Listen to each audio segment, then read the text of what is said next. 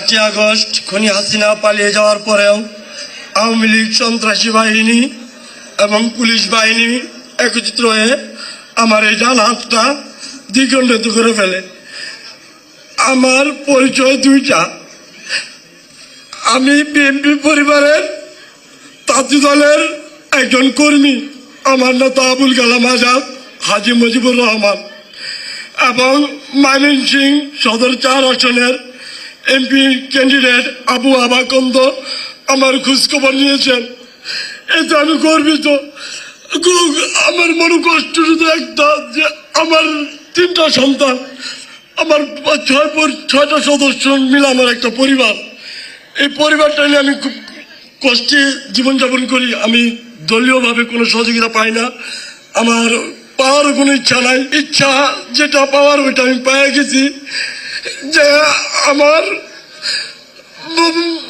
বড় ভাই আমার সামনে বসে আছে, মানে দীর্ঘদিন পরে দেশে আসছে, ওনার সাথে আমি বসতে পারছি, এটাই আমার সবচেয়ে বড় পাওয়া।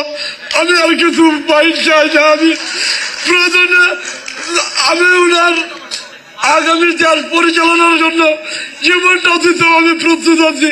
আমি ওনাকে এতটুকু ভালোবাসি। আমি জুলাই যোদ্ধা হিসেবে নতুন পরিচয়, আমার পূর্বের পরিচয়, আমি জাতীয় দলের একজন নিম্নতম কর্মী, এবং আমার ভাইয়ের কাছে আমার আহ্বান থাকবে, আমার সাথে সহযোগিতারা ছিল অনেকেই, যারা পা নেই, হাত নেই, তারা ব্রাকে চিকিৎসা নিচ্ছে, তাদেরকে একটু খোঁজ খবর নেবেন এবং তাদের সঙ্গে যোগাযোগ করবেন।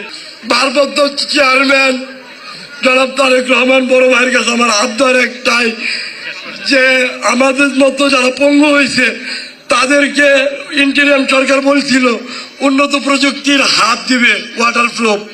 এই হাতের ওজন 1.5 কেজি, আমি বহন করতে পারি না।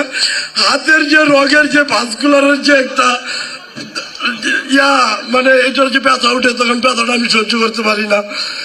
তাই আমি বলতে চাই, তারেক রহমানের মাধ্যমে আমাদের ইম্পোর্টের যারা হাত পা হারাইছে সকলকে যাতে উন্নত প্রযুক্তির হাত দিয়ে পুনর্বাসনের কাজ শুরু করে।